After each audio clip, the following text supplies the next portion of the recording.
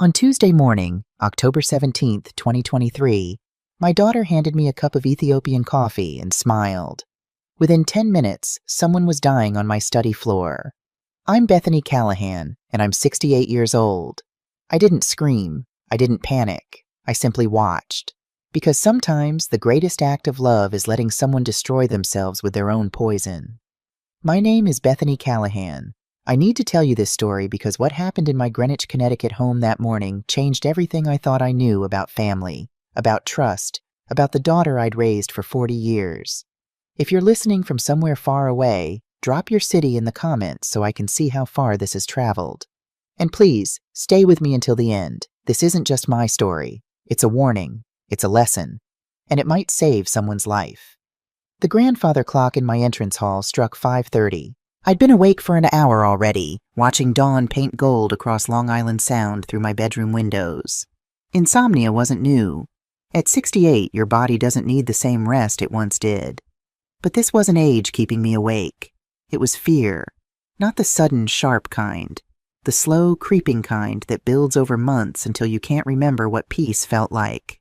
I sat on the edge of my bed in the house my husband Daniel and I had bought 41 years ago. The Colonial on Round Hill Road cost us $287,000 in 1982. Today, it's worth $4.2 million. But numbers on paper mean nothing when you're alone in a house built for family. Daniel died 8 years ago this past March. Lung cancer. Never smoked a day in his life. The cruelty of that still catches me sometimes, usually in the quiet hours before dawn, when the house feels too big and too empty. I pulled on my robe. Soft cashmere, forest green, a gift from Veronica 3 Christmases ago, and made my way downstairs. My knees protested. They always did on the first few steps. Another gift of age. The kitchen was my favorite room. Daniel and I had renovated it in 2010, opening up the wall to the breakfast nook, installing those floor-to-ceiling windows that flooded the space with light. I'd picked every tile, every fixture, every detail. This room held 40 years of morning coffee, of homework help at the kitchen table, of Daniel stealing pieces of injera while I cooked Doro Wat for Sunday dinners. Ethiopian food, the taste of home. Even after 43 years in America, some hungers never change. I filled the kettle, an old habit, though we had a perfectly good coffee maker. Water for Ethiopian coffee must be boiled properly, not pushed through a machine. I measured beans into the grinder my sister Almaz sent me from Addis Ababa 5 years ago. The familiar ritual steadied my hands, because my hands had been shaking lately. 4 months now, maybe 5. It started in June. Small things. Tremors when I reached for my coffee cup. Dizziness after breakfast. Nausea that came in waves, always in the morning, always after I ate. I'd blamed stress. The business had been demanding. Callahan Properties wasn't going to run itself just because I was tired. But there were other symptoms. Ones I hadn't told anyone about. Memory gaps, forgetting names of contractors I'd worked with for 20 years, blanking during board meetings. Once I'd completely forgotten I'd scheduled a presentation and sat silent for 30 seconds while everyone stared. Veronica had been there. She'd covered for me smoothly, taking over the presentation like she'd planned it all along. She was good at that. My daughter knew how to step in, how to manage, how to take control. She'd been taking control of more and more lately. "Mom, you need to slow down," she'd said after that meeting. "You're 68. You've earned rest. Let me handle operations." She was right. Of course she was right. Veronica had her MBA from Stanford. She'd been our CFO for 3 years, and she was brilliant. Numbers, strategy, negotiations. She had my gift for business, maybe even sharper. She was ready to run Callahan Properties. The company Daniel and I had built from nothing was ready to pass to the next generation. That's why we were meeting this morning, to make it official. The kettle whistled. I poured water over the coffee grounds in my jabina, the traditional Ethiopian coffee pot. The smell rose up, rich and dark, carrying me back to Addis Ababa, to my mother's kitchen, to Saturday mornings when life was simple and family meant safety. I was pouring my first cup when I heard footsteps on the stairs. Grace. "Mrs. Callahan, you're up early." Grace Miller appeared in the doorway, already dressed in her usual neat blouse and slacks. At 56, Grace still moved with the brisk efficiency of someone half her age. She'd been my housekeeper for 18 years, but housekeeper was too small a word for what Grace was to me. Grace was family. When her son Michael was 17, he collapsed during basketball practice. Hypertrophic cardiomyopathy, a genetic heart condition. He needed surgery, specialized treatment, a lifetime of monitoring. The bills came to $387,000. Grace's insurance covered $82,000. Daniel and I paid the rest. We never told Grace the full amount. We just said the insurance had worked it out. But Grace knew. She'd always known. And for 18 years, she'd shown her gratitude not with words, but with loyalty, with care, with love. "Couldn't sleep," I said, offering her a cup. "Want some?" Grace took it, but I noticed her hands trembled slightly as she raised it to her lips. "Big day," she said. "Big day," I echoed. We stood in comfortable silence, two women who'd shared enough mornings that conversation wasn't necessary. But there was something different about Grace this morning. A tension in her shoulders. The way her eyes kept darting to the window, to the driveway, back to me. "Grace, is something wrong?" "No, ma'am." Too quick, too bright. "Just, you sure about this? Signing everything over to Miss Veronica?" An odd question. Grace had never questioned my business decisions before.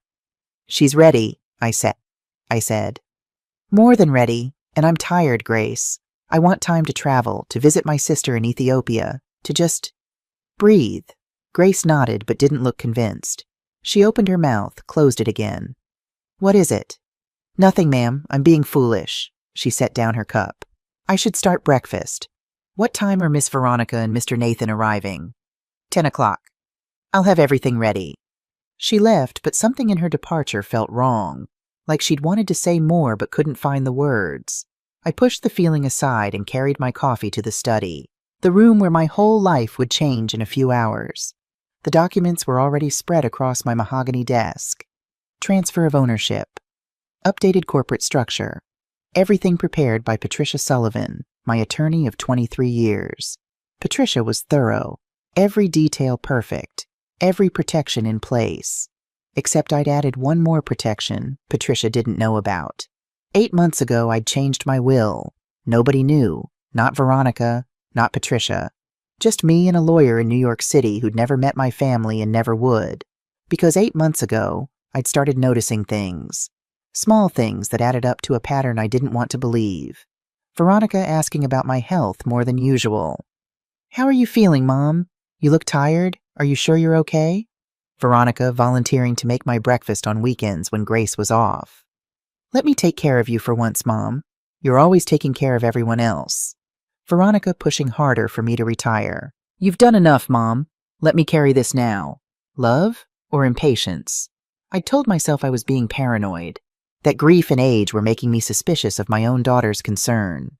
But something in my businessman's instincts, the same instincts that had built a $28 million company, kept whispering, "Check, verify, protect yourself." So I'd changed my will. Quietly, carefully. If Bethany Callahan died under suspicious circumstances, every dollar would go to a foundation for elder protection. Veronica would inherit nothing. I'd prayed every day for 8 months that I was wrong. This morning would tell me if my prayers had been answered. At 9:47 a.m., a black Mercedes pulled into my circular driveway. I watched from the study window as Veronica stepped out, elegant in a charcoal pantsuit, her hair pulled back in her signature sleek bun. My daughter. Beautiful. Brilliant. Mine. She looked so much like me at 40. Same high cheekbones, same determined walk, same air of someone who knew exactly where she was going. The daughter who'd made me so proud. Nathan emerged from the driver's side. Tall, handsome in that carefully maintained way. At 45, he looked like he spent serious time at the gym and serious money on his wardrobe. Designer suit, expensive watch. The kind of man who projected success. He'd been a pharmaceutical researcher when Veronica met him 7 years ago. They'd married after 6 months. Fast, but they seemed happy. Nathan was charming, attentive to Veronica, respectful to me. He'd stopped working 4 years ago. Taking time to focus on some personal projects, he'd said. I'd assumed that meant he was independently wealthy. The lifestyle certainly suggested it, but I'd never asked, never verified. Another mistake. Nathan opened the back door and retrieved something. A stainless steel thermos and a cardboard carrier with 3 coffee cups. Something about that carrier made my stomach tighten. They walked to the front door. I heard Grace let them in, heard the murmur of greetings. Then Veronica appeared in the study doorway, and my daughter's smile could have lit the room. "Good morning, Mom." She crossed to me, kissed my cheek. Her perfume was expensive, something French. "How are you feeling?" "I'm well, ready to make this official." "Finally." Veronica laughed, but there was something sharp underneath. "You've worked hard enough for 5 lifetimes. Time to let the next generation take over." Nathan entered, carrying the coffee. "Mrs. Callahan, good morning. We brought you something special." He set the thermos on my desk with ceremony. "Ethiopian Yirgachefi. I ordered it directly from Addis Ababa. Thought you'd appreciate authentic coffee from home on such an important day." I stared at that thermos, at the 3 cups he was now arranging, at his too bright smile. "That's very thoughtful," I heard myself say. "But Grace already made coffee." "Oh, but this is special, Mom." Veronica unscrewed the thermos. The smell hit me. Coffee, yes, but something else underneath. Something I couldn't quite identify. "I told Nathan how you always talk about the coffee from back home. This is from that region you love. Please, just try it." "For me?" The way she said "for me" felt wrong. Too coaxing, too insistent. "Let me just," I started to say, but Veronica was already pouring. 3 cups. She handed one to Nathan, kept one for herself, and placed the third in my hands. The cup was warm. The coffee smelled almost right. Almost. "A toast," Nathan said, raising his cup. "To Bethany Callahan. To 45 years of building an empire. To the mother who taught her daughter everything about business. And to the next chapter." Veronica raised her cup. "To you, Mom. Thank you for trusting me with your legacy." I raised mine, brought it toward my lips. That's when I saw Grace in the doorway. Grace held a serving tray loaded with manila folders, the legal documents we'd need to review. But something was wrong with how she was carrying it. The tray tilted at an odd angle. Her face was pale. Her eyes locked on mine with an intensity that stopped my breath. She took a step into the room. The tray wobbled. "Grace, be careful," Veronica started to say. Grace stumbled. Not fell. Stumbled in a way that looked almost deliberate. The tray crashed to the floor. Folders exploded across the Persian rug. Papers flew everywhere. "Oh God, I'm so sorry." Grace dropped to her knees, scrambling for papers. "I'm so clumsy today. I'm sorry, Mrs. Callahan. I'm so sorry." I set my coffee cup on the desk and bent to help her. Our heads came close together as we reached for the same folder. Grace's mouth was suddenly at my ear. Her whisper was so soft I almost missed it. "Ayathathu emama." I froze. Amharic. Grace had whispered to me in Amharic, the language of my childhood, of my mother, of Ethiopia. But Grace didn't speak Amharic. She'd never shown any interest in learning. We'd always spoken English together. "Ayatechu emama," she breathed again, even softer. "Don't drink it, Mother. Trust me." Her hand gripped my wrist, hidden by the scattered papers. She squeezed once, hard. Then she was pulling away, gathering folders, apologizing to Veronica and Nathan. I straightened slowly. My coffee cup sat on the desk where I'd left it, steam still rising, looking perfectly innocent. "Well, that was dramatic," Veronica said, irritation creeping into her voice. "Grace, please be more careful." "Yes, ma'am. I'm so sorry. Let me—" Grace knocked over a pencil holder. Pens rolled across the desk, one falling into Veronica's coffee cup. "For God's sake, Grace!" Veronica snatched up the cup, coffee sloshing over the rim. "This is ridiculous." In the chaos of cleaning, of Grace apologizing and Veronica snapping and Nathan trying to help, the cups got moved, repositioned, confused. I watched it happen. Watched Grace knock Nathan's arm so his cup slid across the desk. Watched Veronica grab what she thought was her cup, but might have been mine. Watched the dance of confusion. When Grace finally backed away, still apologizing, I looked at my desk. 3 coffee cups, but I no longer knew which was which.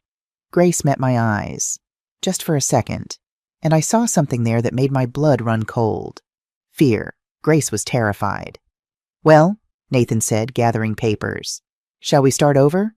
Veronica, hand me my coffee." "This is yours?" Veronica held up one of the cups. "I think that's mine," I said, pointing to a different cup. We sorted them out. Or thought we did. I watched Nathan's face as he picked up a cup, watched Veronica select another. I reached for the third, but in my mind I was hearing Grace's whisper, "Don't drink it, Mother." And I was thinking about 4 months of mysterious symptoms, about Veronica's insistence that I drink the coffee she made, about this special Ethiopian coffee brought on this specific day, about my daughter asking too many questions about my will. I made a decision. "You know what?" I said, setting the cup down. "I need to grab my reading glasses from the bedroom. I'll be right back." "Mom, we have glasses here," Veronica started. "These are my good ones. Just give me a moment." I left the study, but I didn't go upstairs. I went to the kitchen where Grace was leaning against the counter, shaking. "Grace, what did you—" "Please, Mrs. Callahan." Her voice cracked. "Please just trust me. Don't drink that coffee. I've been watching." She couldn't finish. "Is it Veronica?" Grace closed her eyes. A tear slipped down her cheek. "I don't know. Maybe. Him, maybe. I just know something's wrong. Please." I'd built a $28 million company on instinct, on reading people, on knowing when something didn't add up. Grace wasn't hysterical. Grace was certain. "Thank you," I said softly, "for the warning, for caring enough to risk this." I returned to the study. Veronica and Nathan were reviewing documents, their coffee cups on the desk. Mine sat where I'd left it. "Sorry about that," I said, sitting down. "Now where were we?" We talked for 5 minutes. 10, going over the transfer documents, the timeline, the transition plan. Nathan sipped his coffee. Twice. Veronica never touched hers. I pretended to review paperwork, but I was watching, analyzing, noting. Nathan drank again. A longer pull this time. 15 minutes passed. Then Nathan went very still. "Honey?" Veronica glanced at him. "You okay?" Nathan didn't answer. He was staring at his cup, then at me, then at the cup again. His face had gone pale. "Nathan?" Veronica's voice sharpened. "What's wrong?" I feel..." Nathan's hand went to his stomach. "Strange. Dizzy. Everything's..." He tried to stand. His legs buckled. "Nathan!" Veronica caught him as he collapsed. "Nathan, what's happening?" "Mom, call 911. But I didn't move. Not yet, because I was watching Nathan's face as he looked at that coffee cup, at the expression of dawning, terrible understanding crossing his features. He knew. He knew exactly what was in that cup, because he'd put it there. Nathan's eyes found mine, and in that moment I saw everything. Guilt, horror, and the awful realization that he'd drunk his own poison. His body convulsed. Foam appeared at his lips. Veronica screamed, and I finally reached for the phone. But as I dialed 911, one thought echoed through my mind with crystal clarity. My daughter tried to kill me. The ambulance arrived in 6 minutes and 43 seconds. I know because I watched the clock above my desk, counting every second while my son-in-law convulsed on my Persian rug and my daughter screamed his name. 6 minutes and 43 seconds of watching Nathan Hayes suffer from the poison he'd meant for me. I should have felt satisfaction, maybe even justice. But all I felt was cold, a spreading numbness that started in my chest and radiated outward until I couldn't feel anything at all. The paramedics worked fast. Questions fired rapid fire. What did he ingest? Any known allergies? When did symptoms start? Veronica answered through tears, her voice breaking in exactly the right places. She was good at this. My daughter had always been good at performing. They loaded Nathan onto a stretcher. His eyes rolled back. Foam still at his lips. His body rigid with seizures. "I'm riding with him," Veronica announced, already moving toward the door. "Ma'am, family can follow in a private vehicle," the lead paramedic started. "I'm his wife. I'm going." Veronica's voice carried the same steel I'd used in boardrooms for 40 years. She was my daughter in that moment. Commanding. Unyielding. They let her go. I stood in my study doorway and watched the ambulance pull away, lights flashing but no siren. That silence felt ominous. Grace appeared at my elbow. "Mrs. Callahan, you need to go to the hospital too." "I'm fine, Grace." "You're not." Her hand gripped my arm. "Please, if that coffee was meant for you, you need to be checked. Please." She was right. I grabbed my purse and keys. I'm driving you, Grace said, already taking the keys from my hand. You're in shock. I didn't argue. Greenwich Hospital's emergency entrance was exactly 2.8 miles from my house.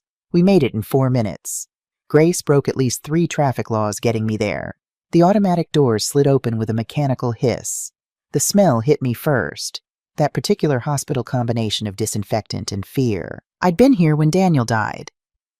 The smell was the same. I need to see Nathan Hayes, I told the woman at reception. He was just brought in. I'm his mother-in-law. She tapped at her computer. He's in Trauma Bay 3, but you'll need to... I need to see a doctor. The voice came from behind me. I turned. A woman in her early 40s stood there, dark hair pulled back in a ponytail, wearing scrubs with a white coat over them. Her badge read, Dr. Sarah Martinez, Emergency Medicine. Her eyes were sharp, assessing. Mrs. Callahan? She said. Bethany Callahan? Yes. How did you... Your daughter mentioned you were with her husband when he collapsed. You were all drinking coffee together, correct? Something in her tone made my spine straighten. Yes. I need you to come with me. It wasn't a request. Dr. Martinez led me to a small consultation room. Grace started to follow, but the doctor shook her head. Family only, please. She's family, I said firmly. Grace came in. Dr. Martinez closed the door, gestured for us to sit. She remained standing, arms crossed. Mrs. Callahan, your son-in-law is in critical condition. We're running a full toxicology panel, but based on his symptoms, the seizures, the excessive salivation, the meiosis, I'm fairly certain he's been poisoned. The word hung in the air like a bomb waiting to explode. Poisoned?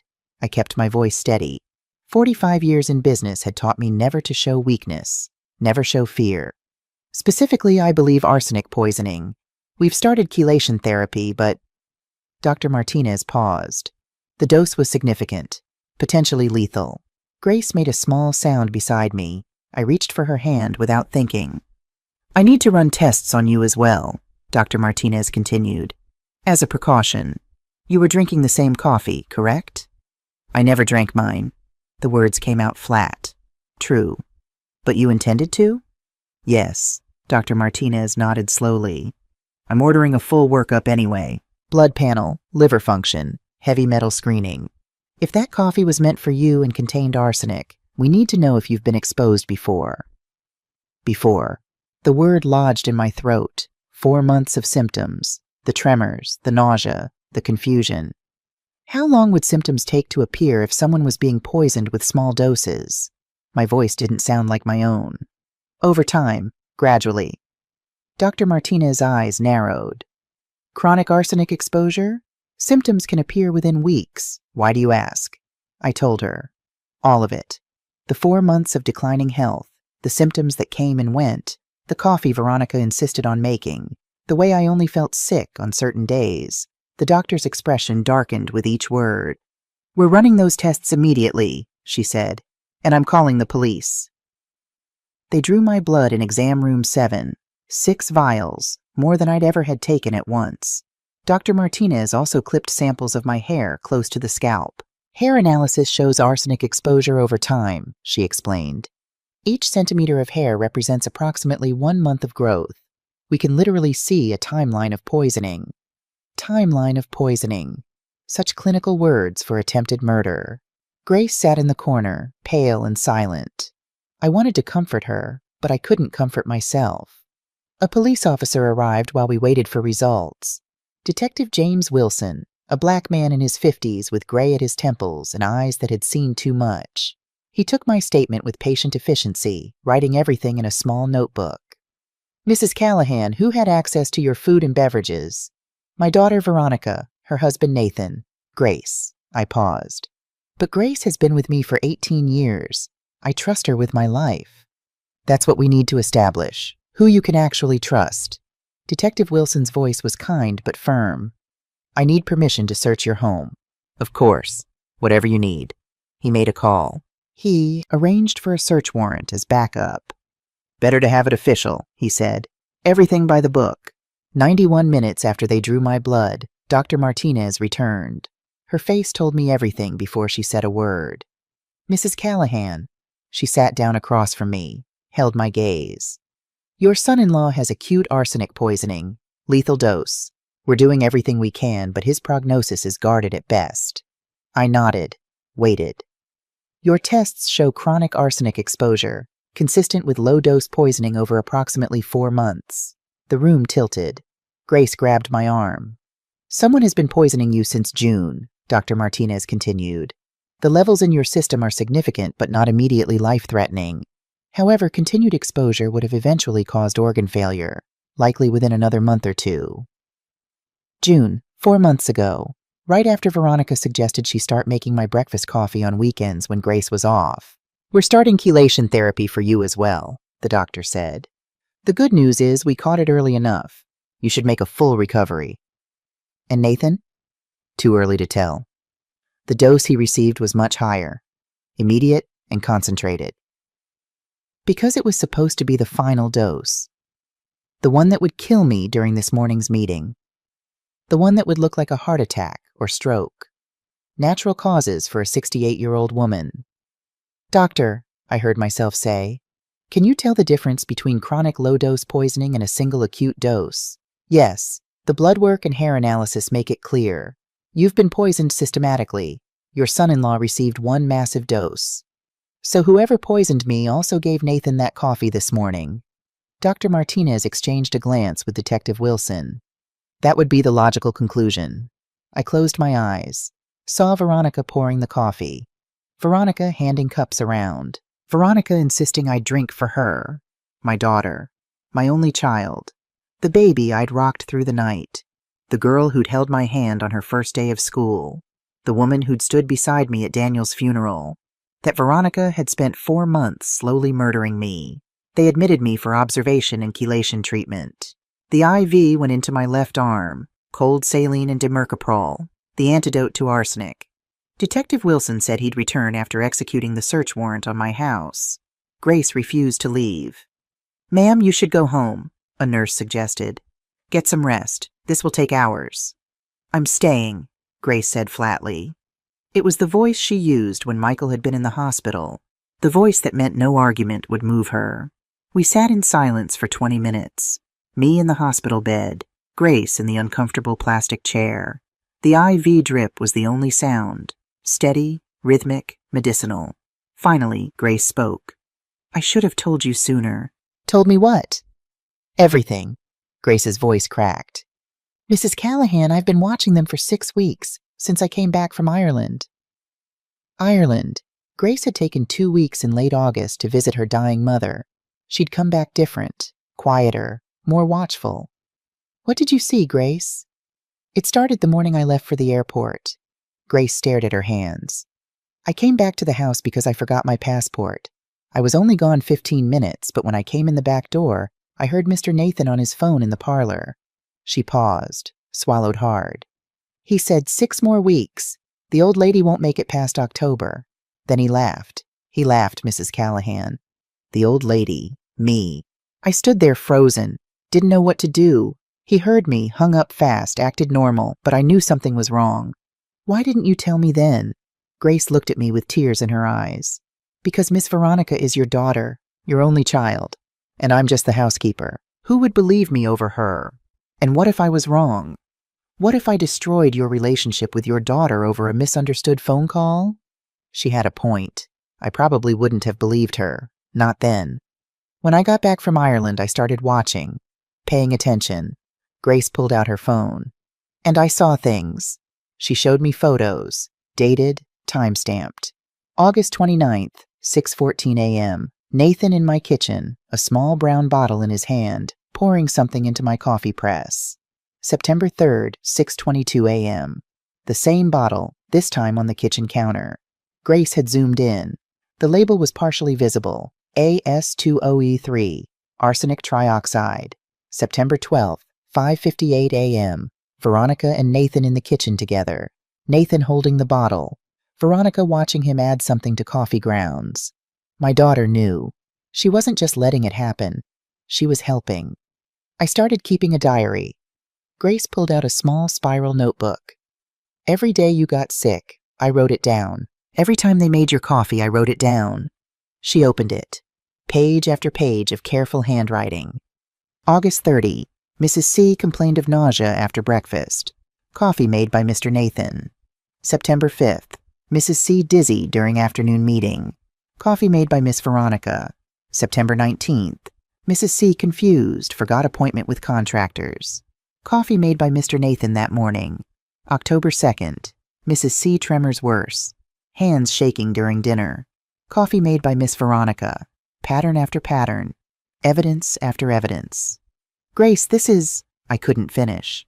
I also recorded them. She scrolled through her phone. I put my phone in my apron pocket when I cleaned the parlor. They didn't know I was there. She played an audio file. The sound quality was terrible. Muffled, distant, but I could make out voices. Nathan. The final dose needs to be today, when she signs the company over. Veronica. Are you sure about the amount? Nathan. I've calculated it perfectly.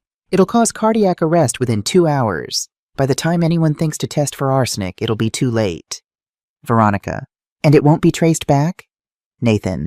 Arsenic mimics heart failure in elderly women. The coroner will see exactly what we want them to see. Silence. Then Veronica's voice, so cold it made me shiver. Once she signs everything over, we do it that same morning. Then the company is ours. Nathan. And the insurance. Don't forget the $10 million in life insurance. $10 million? I had no $10 million life insurance policy. The recording continued. Veronica laughing about selling the company immediately. Nathan talking about moving somewhere warm. The Caribbean, maybe. Or Costa Rica. There's more, Grace whispered. From last week. Another file. Veronica's voice. The symptoms are perfect. She's so weak now, confused. Everyone's noticed. When it happens, no one will question it. Nathan. Your mother built this empire. Now we'll cash it out and live like royalty. Veronica. She should have retired years ago. Should have given me the company when I asked. This is just accelerating the inevitable. I listened to my daughter justify my murder as inevitable. Grace stopped the recording. Tears streamed down her face. Why didn't I tell you sooner? Her voice broke. I was so scared. Scared you wouldn't believe me. Scared they'd fire me and I couldn't protect you. Scared I'd destroy your family over suspicions. I reached for her hand. Grace, you saved my life. You gathered evidence. You warned me in time. But I almost didn't, she sobbed. I almost let them kill you because I was afraid. Why did you learn Amharic? I knew you'd drink that coffee if I just told you not to in English. You'd think I was being dramatic. But if I said it in your mother's language... Grace wiped her eyes. I found a tutor online. Learned just that one phrase. Ayetechu imama. Don't drink it, mother. I practiced it 1,000 times. This woman, this loyal, brave, brilliant woman had learned a foreign language to save my life. Grace, 20 years ago I paid for Michael's surgery because it was the right thing to do. I never expected anything in return. I know. That's why I couldn't let them murder you. Grace gripped my hand. You saved my son. I had to save you. Detective Wilson returned 3 hours later with a manila folder and an expression that said he'd found something bad. Mrs. Callahan, we need to talk about your life insurance. I have a policy through the company. $500,000. Veronica is the beneficiary. You have more than that. He opened the folder. You have a $10 million policy with Sentinel Life Insurance. Taken out 7 months ago. May 3rd, 2023. That's impossible. He showed me the documents. There was my signature on the application, my medical information, my policy number. Except I'd never signed that document. This is forgery, I said. That's what we thought. Detective Wilson pulled out another document. But Sentinel has your notarized signature on file. The notary confirms a Bethany Callahan came to his office on May 3rd. I stared at the signature. It was good. Very good. But it wasn't mine. The way I crossed my T's was slightly different. The loop in my Y was smaller. Someone impersonated me. We're working on getting video footage from the notary's office. But Mrs. Callahan, here's the concerning part. He showed me the beneficiary designation. Veronica Callahan Hayes, primary beneficiary. $10 million upon my death. There's more. Detective Wilson pulled out bank statements. We found evidence of financial transfers from Callahan Properties accounts. Small amounts, structured to avoid automatic flags, transfers to Nathan Hayes' personal account. The statements showed a pattern of transfers. June 12th, $9,500. June 28th, $8,900. July 15th, $9,200. August 3rd, $9,800, on and on. Page after page.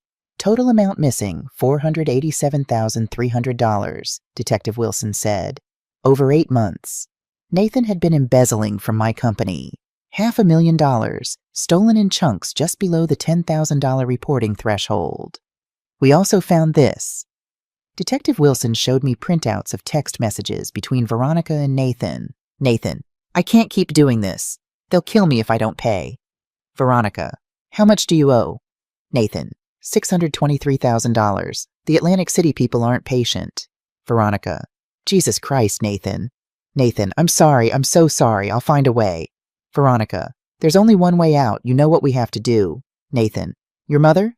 Veronica, she's 68. She's lived a full life, and she's leaving it all to me anyway. We're just accelerating the timeline. I read those words 3 times. She's lived a full life.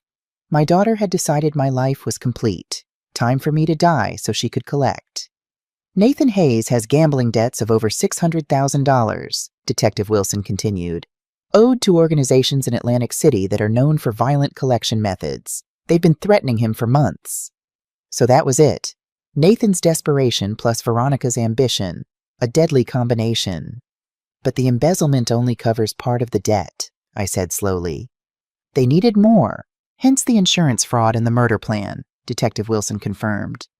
Kill you, inherit the company, collect the $10 million from the forged policy, sell the business fast, and disappear before anyone notices the embezzlement. It was elegant, in a horrifying way. Everything solved with one poisoned cup of coffee. There's one more thing. Detective Wilson looked uncomfortable. We found the arsenic. In Nathan's home office, locked in a drawer of his desk. He showed me photos. A brown glass bottle labeled arsenic trioxide, research grade. A notebook with dates, dosages, calculations. The notebook was in Veronica's handwriting. The evidence kept mounting. Detective Wilson's team found emails on Veronica's laptop. Deleted, but recoverable. From Veronica Callahan Hayes. To Nathan Hayes. Date May 1st, 2023. Subject solution. I did the math. If we do this gradually, it'll look natural. Heart failure, stroke, something age appropriate. No one questions when a 68-year-old dies. We have to be patient. Start in June after I take over her breakfast routine on weekends. By October, she'll be weak enough that the final dose will look like the natural end. From Nathan Hayes. To Veronica Callahan Hayes. Date May 1st, 2023. Solution. Are you sure? This is your mother. From Veronica Callahan Hayes. To Nathan Hayes. Date May 1st, 2023. Solution. She chose her company over me my entire childhood. Now the company can be her legacy. We'll honor her memory by taking what should have been mine all along. I read that email on Detective Wilson's tablet in my hospital room. Grace sat beside me, reading over my shoulder. She blames you, Grace whispered, for working too much. She's right, I said quietly. I did choose work over her, many times. That doesn't justify murder, Mrs. Callahan. No, it didn't, but it explained it. My brilliant, ambitious daughter had grown up feeling second to my business, and when she finally had a chance to take it all, she decided I'd had my turn. Time for her to step up. Permanently. Detective Wilson brought more findings throughout the evening. They found the source of the arsenic, a pharmaceutical supply company where Nathan had worked 4 years ago. Security footage showed him in the restricted storage area on March 15th, 2023. He'd stolen the arsenic months before they started poisoning me. This was premeditated, planned, methodical. They found Veronica's research history on her laptop. How long does arsenic take to kill? Arsenic symptoms in elderly women. Do doctors test for arsenic in natural death? How to forge, signatures undetected. Life insurance payout time frame. Every search was another nail in her coffin. They found texts between Veronica and Nathan from this morning. Veronica, 9:42 a.m. Everything ready? Nathan, 9:43 a.m. Yes. Final dose in the thermos. Veronica, 9:43 a.m. She'll sign the papers, drink the coffee, and it'll be done. We'll be free by dinner. Nathan, 9:44 a.m. I love you. Veronica, 9:45 a.m. Love you too. See you soon. See you soon. Like they were meeting for lunch, not murder. At 8:47 p.m., Detective Wilson received a call. He stepped out of my room, spoke quietly, came back in. Mrs. Callahan, Nathan Hayes died 17 minutes ago. His organs failed. The arsenic dose was too high. Dead. My son-in-law was dead from the poison he'd prepared for me. Veronica? I heard myself ask. We're bringing her in for questioning now. She's at the hospital. Has been with him this whole time. Detective Wilson paused. She doesn't know we found everything. Thinks she's the grieving wife of a man who died from mysterious poisoning. She'll blame me, I said. She'll say I poisoned Nathan. That would be a problem if we didn't have the evidence. The emails, the texts, the embezzlement, the forged insurance policy, Grace's testimony, the recordings. Detective Wilson's voice was firm. Mrs. Callahan, your daughter is going to prison for a long time. Attempted murder of you. Conspiracy to commit murder. First-degree murder of Nathan Hayes. She gave him that coffee knowing what was in it. Murder of Nathan. I hadn't thought of it that way. She killed her own husband, I whispered. She killed the liability, Detective Wilson corrected. With Nathan dead, he can't testify against her. She probably thought she could claim Nathan acted alone, that she knew nothing. But the evidence says otherwise. Grace gripped my hand. I stared at the ceiling tiles, counted them. 47. When I was done counting, I started again. Anything to avoid thinking about my daughter being arrested for trying to murder me. At 9:15 p.m., my phone buzzed. A text from Veronica. Mom, Nathan's gone. I can't believe it. Please come. I need you. I showed it to Detective Wilson. Don't respond, he said. She's being placed under arrest right now. 5 minutes later, another text. Mom, the police are saying crazy things. They think I hurt Nathan. You know I would never. Please tell them. Then Mom? Mom, please. Why aren't you answering? What did you tell them? The texts got more desperate, more frantic. Then they stopped. She knows, Detective Wilson said, checking his phone. They've arrested her. She's being processed now. My daughter, my only child. The baby I'd held in my arms 40 years ago. The girl who'd cried when she scraped her knee. The woman who'd made me proud at her Stanford graduation. That Veronica was being fingerprinted and photographed and read her rights. For trying to murder her mother, I was discharged from the hospital at midnight. Grace drove me home to my empty house on Round Hill Road. The police tape was still across my study door. The coffee cups had been bagged as evidence. The thermos was gone. I stood in my kitchen and looked at the spot where Nathan had poured that final lethal dose. The dose meant to kill me. The dose that killed him instead. Mrs. Callahan, you should rest, Grace said gently. Grace, why did you stay? After all these years, why did you risk everything to save me? She looked at me with those steady, kind eyes. Because 18 years ago, when I had nothing and my son was dying, you didn't hesitate. You didn't ask if I deserved help. You didn't calculate if it was worth it. You just said, we'll take care of this. And you did. Grace's voice broke. You saved Michael's life. I couldn't let them take yours. That's what family does.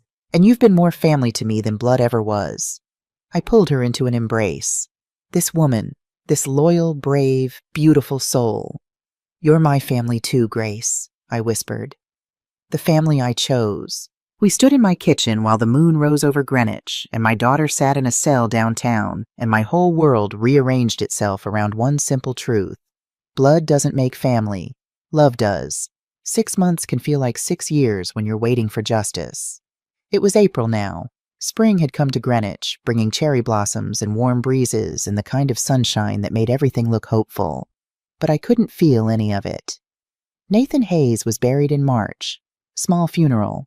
His parents came from Ohio, their faces hollow with grief and confusion. They'd lost their son and discovered he was a criminal in the same breath. I didn't attend. Detective Wilson advised against it. Veronica was denied bail. The prosecution argued she was a flight risk with access to embezzled funds. The judge agreed. She'd been in York Correctional Institution for 6 months, awaiting trial. She wrote me letters, 17 of them. They sat in my study drawer, unopened. I couldn't read them. Not yet. Maybe not ever. I'd spent these 6 months in a strange kind of limbo. The chelation therapy had worked. The arsenic was gone from my system. My tremors stopped. My mind cleared. Physically, I was healthier than I'd been in a year. But emotionally, I was hollowed out. Grace had moved into the house. Not as my housekeeper anymore, but as my companion, my friend, my family. She stayed in the guest room that had once been Veronica's childhood bedroom, and some mornings I'd wake up forgetting which daughter was under my roof, the one I'd given birth to, or the one who'd saved my life. It was always Grace. We'd established a routine, coffee at dawn, regular coffee now, no fear, breakfast together. Then I'd work on something that had become my obsession, building a foundation, the Second Chance Foundation. That's what I was calling it. A non-profit to help women immigrants build businesses while actually raising their children, to prevent other women from making my mistakes, to stop other daughters from growing up feeling abandoned by success. Attorney Patricia Sullivan had helped me with the paperwork. She'd been horrified when she learned what Veronica had done. "Bethany, I've known you for 23 years, Patricia had said, her voice shaking. I watched Veronica grow up. How did we miss this? I didn't have an answer. How does a mother miss that her daughter wants her dead? But today, 6 months after that October morning, I was finally getting answers. Today, Patricia had called me to her office. "There's something you need to know before the trial starts," she'd said. I sat across from Patricia in her downtown Stamford office. Floor-to-ceiling windows overlooked the harbor. Her mahogany desk was covered with legal documents, all tagged with colorful sticky notes. "Bethany," Patricia began carefully, "the prosecution has been building their case. The evidence is overwhelming. Emails, texts, the forged insurance policy, the embezzlement, Grace's testimony and recordings, the arsenic from Nathan's office." "I know all this," I said. "Yes, but there's something Veronica doesn't know yet." Patricia pulled out a folder. "Something that changes everything." She opened it. Inside was a document I recognized. My will. Not the one Veronica had seen. The other one. 8 months ago, you came to me and said you wanted to make changes to your estate plan, Patricia said. But you didn't want anyone to know. You asked me to use a colleague in New York City, someone your family had never met. I remembered that day, March 15th, 2023, the same day Nathan had stolen the arsenic from his old workplace. "Why did you change your will, Bethany?" Patricia asked gently. "What made you suspicious?" I'd spent 6 months thinking about that question. Veronica had started asking questions, I said quietly, about my health, about the business succession plan, about what would happen if something happened to me. The questions felt wrong, too insistent, too frequent. I paused, remembering. In February, she asked me directly, "Mom, if you died tomorrow, what would happen to Callahan Properties?" And when I said it would go to her, she smiled. It was a small smile, gone in a second. But I saw something in it that scared me. "Relief," Patricia said softly. "Yes, relief that I would die and she would inherit." My voice cracked. What kind of mother suspects her own daughter of something like that? "A smart one, an observant one." Patricia pushed the will toward me. "You created an irrevocable trust. If you died under any suspicious circumstances, every asset, the company, the properties, the investments, all $28.4 million would go into the Second Chance Foundation. Veronica would inherit nothing." "So she killed me for nothing," I whispered.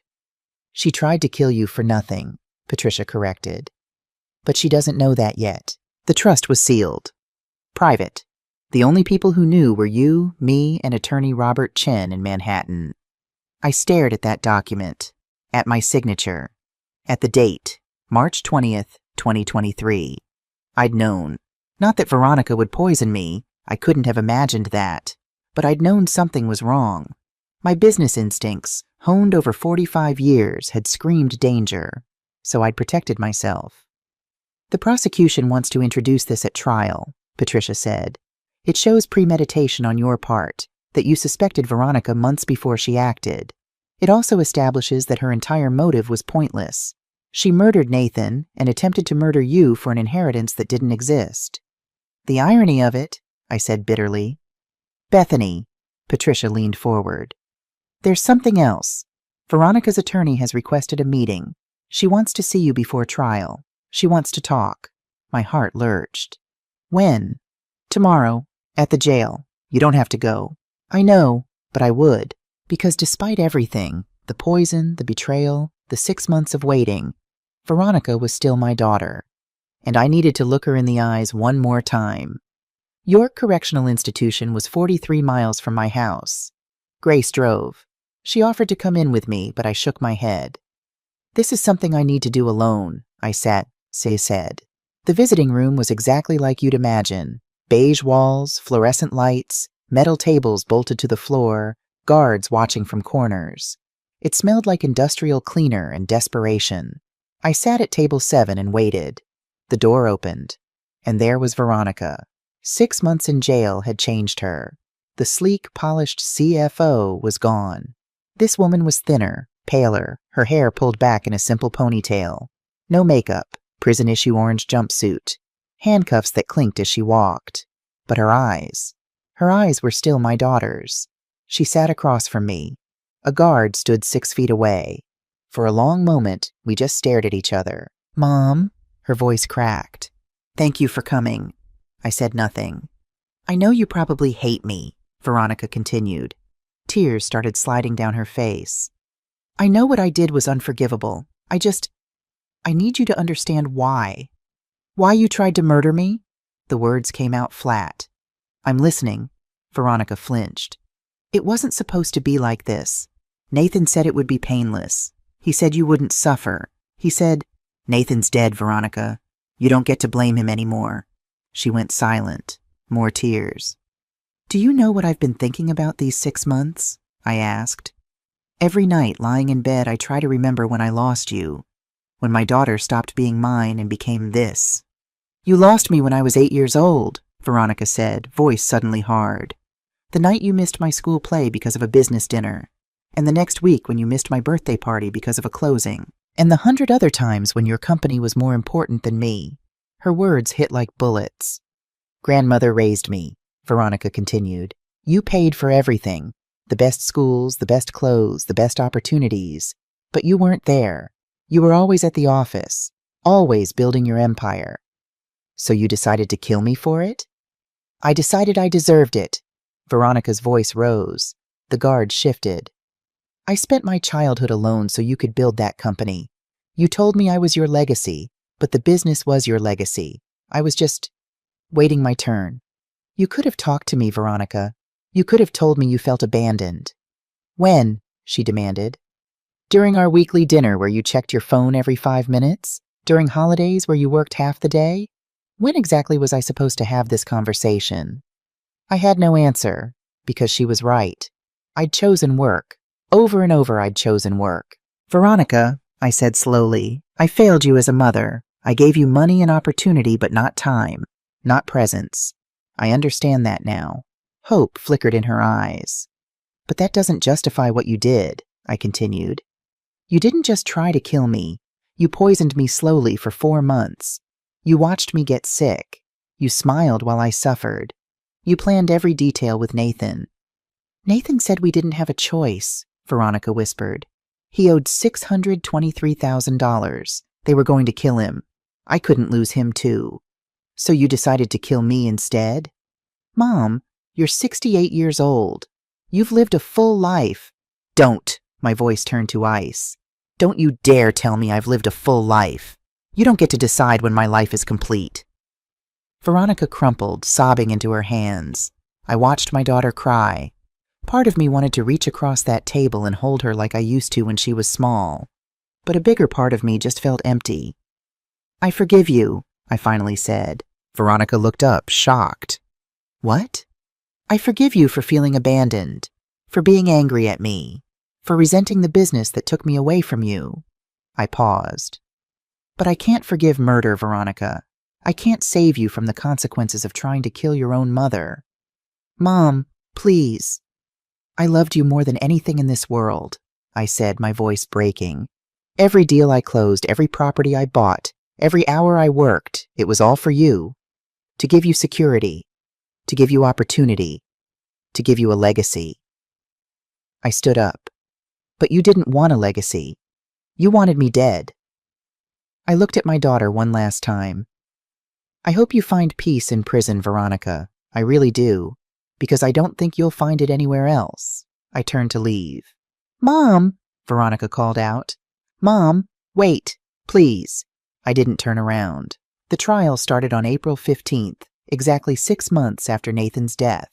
Stamford Superior Court. Judge Patricia Morrison presiding. 12 jurors. Gallery packed with media and spectators drawn by headlines. Daughter poisoned mother for $28 million fortune. Prosecutor Rachel Thornton was formidable. Mid-50s, gray-streaked hair, a voice that could cut through steel. She'd prosecuted 3 murder cases in Connecticut. She'd won all 3. Veronica's defense attorney was Richard Holloway, expensive and skilled, known for getting impossible verdicts. His strategy was clear from his opening statement. Nathan had manipulated poor Veronica, who'd been coerced and controlled and was ultimately another victim. The trial lasted 8 days. Grace testified on day 2. She showed the photos, played the recordings, read from her diary. The jury leaned forward, absorbing every word. Dr. Sarah Martinez testified on day 3, explained chronic arsenic poisoning, showed my medical charts, detailed how close I'd come to death. Detective Wilson testified on day 4. The evidence was damning. Emails, texts, the forged insurance policy, the embezzlement records, the arsenic bottle with Veronica's fingerprints. I testified on day 6. Rachel Thornton stood before me. Mrs. Callahan, please tell the jury, did your daughter try to kill you? Yes, I said clearly. My daughter spent 4 months poisoning me with arsenic, planning to finish the job on October 17th when I signed over my company to her. And how does that make you feel? Like I failed her, I said honestly. Like I built a business empire but lost my daughter somewhere along the way. There were gasps from the gallery. Mrs. Callahan, are you saying you're responsible for your daughter's actions? No, I'm saying I understand why she felt abandoned. But understanding doesn't excuse attempted murder. Veronica's attorney cross-examined me for 2 hours, trying to paint me as a cold, absent mother who'd driven her daughter to desperation. I didn't deny any of it. Yes, I worked too much. Yes, I missed important moments. Yes, I should have been more present. I looked directly at Veronica. But I never stopped loving her, and she tried to kill me anyway. On day 7, Rachel Thornton introduced the document that changed everything. Your Honor, I'd like to enter into evidence Mrs. Callahan's last will and testament, dated March 20th, 2023. Richard Holloway objected immediately. Your Honor, this is prejudicial and irrelevant. This document is entirely relevant, Your Honor, Rachel Thornton interrupted.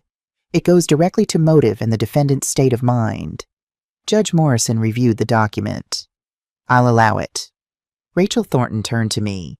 Mrs. Callahan, 8 months before your daughter attempted to murder you, you changed your will. Why? Because I suspected something was wrong, I said.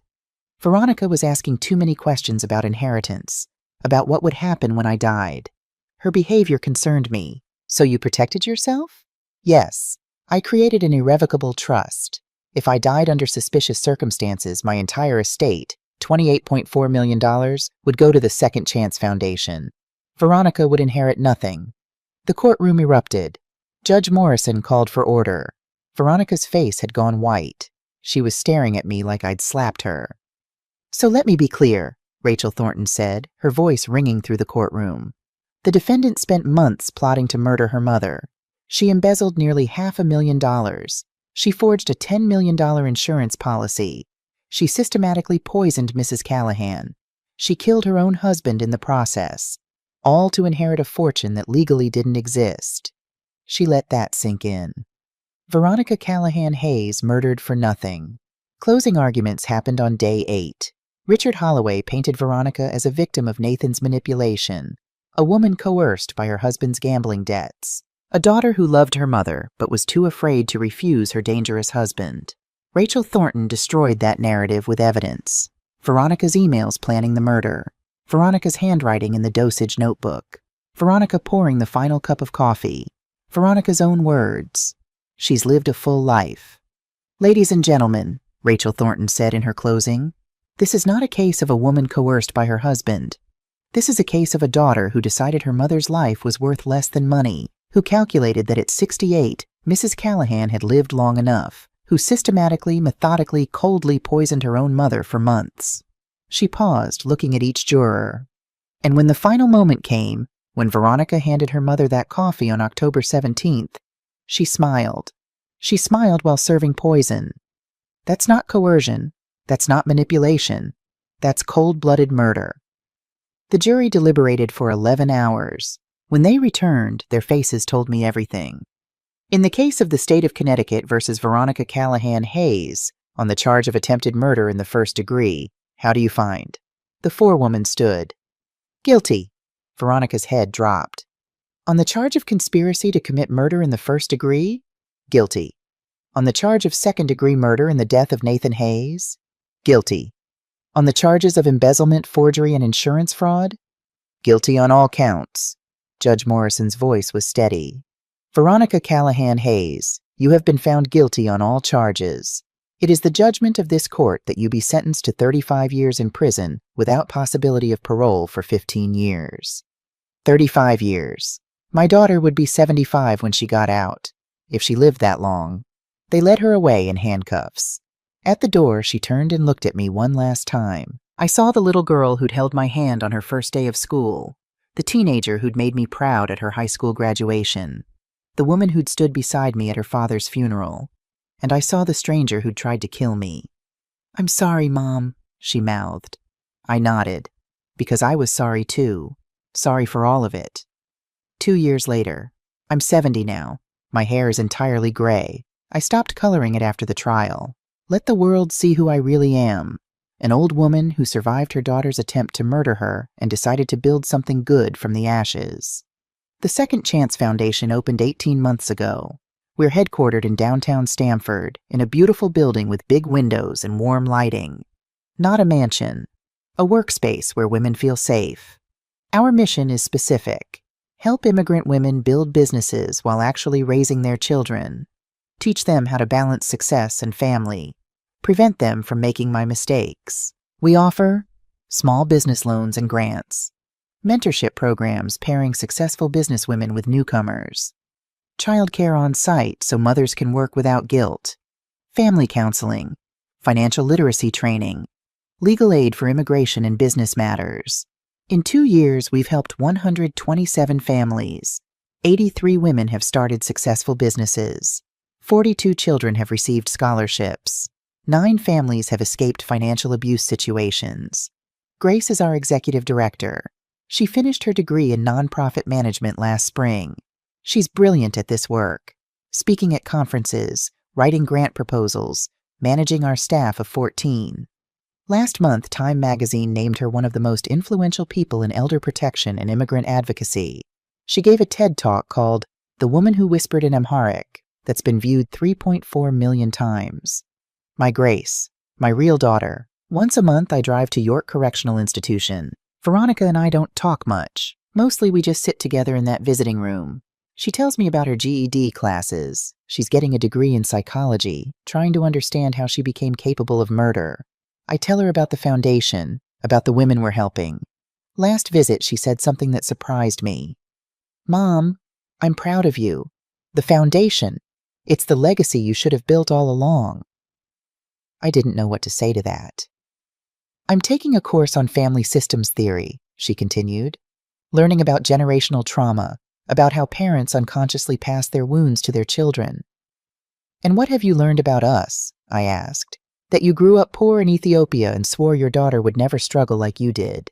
So you worked yourself to death making sure I had everything you didn't. Veronica's eyes filled with tears. But what I needed was you. Not money. Just you. I know that now, I said softly. Too late for us, Veronica whispered. But not too late for the women you're helping. This morning I sat in my office at the foundation. Grace brought me coffee. Ethiopian blend, naturally. We've reclaimed that ritual, made it safe again. We have a new intake, Grace said, setting down a file. Amara, she's from Ghana. Been in the US for 8 years. Built a small catering business. Works 80 hours a week. Has a 10-year-old daughter who barely knows her. I opened the file, looked at Amara's photo, saw myself 40 years ago. Schedule an appointment, I said. Let's help her do it differently. Grace smiled. That's why we're here. This afternoon, I'm meeting with a group of women from our mentorship program. 15 immigrant businesswomen, all juggling companies and children, all trying to find balance. Tonight, I'll have dinner with Grace and her son Michael. He's a cardiology fellow now, saving other people's children. He calls me Grandma Bethany. Tomorrow, I'll visit Veronica. We'll sit in that visiting room. Maybe we'll talk. Maybe we won't. But I'll go. Because that's what mothers do. Even when it hurts. Even when it's hard. We show up. If you've listened to my whole story, thank you. Thank you for staying until the end. I'm Bethany Callahan. I'm 70 years old. My daughter tried to kill me for money that didn't exist. I survived because a housekeeper loved me more than my own child did. Here's what I learned. Family isn't who shares your blood. It's who shows up when you need them. Who whispers warnings in foreign languages to save your life. Who chooses loyalty over convenience. I spent 45 years building a business empire, but I failed to build a relationship with my daughter. That's my burden to carry. But it doesn't excuse what she did. Understanding isn't the same as forgiveness, and forgiveness isn't the same as reconciliation. Some relationships can't be saved. They can only be mourned. But from that mourning, something new can grow. The Second Chance Foundation is my real legacy. Not the $28 million I made. Not the properties I bought. Not the company I built. My legacy is the women I'm helping to have what I didn't. Success and presence. Ambition and love. A business and a family. My legacy is Grace, who risked everything to save me. My legacy is second chances. This morning I poured my coffee. Ethiopian Yirgacheffe, the good stuff. I sat on my back porch and watched the sun rise over Long Island Sound. Grace joined me with her own cup. We didn't talk, didn't need to. Somewhere in a prison cell, Veronica was waking up to another day of consequences. Somewhere in Ghana, Amara was working 80-hour weeks, missing her daughter's childhood. But soon Amara would come to us, and we'd teach her a different way, a better way. We'd give her a second chance, just like Grace gave me. I'm Bethany Callahan. I'm 70 years old. I survived my daughter's poison, and I turned my bitterness into something beautiful. That's the real victory. Not revenge, not even justice, just transformation. The bitter cup became sweet water, and from that water, gardens grow.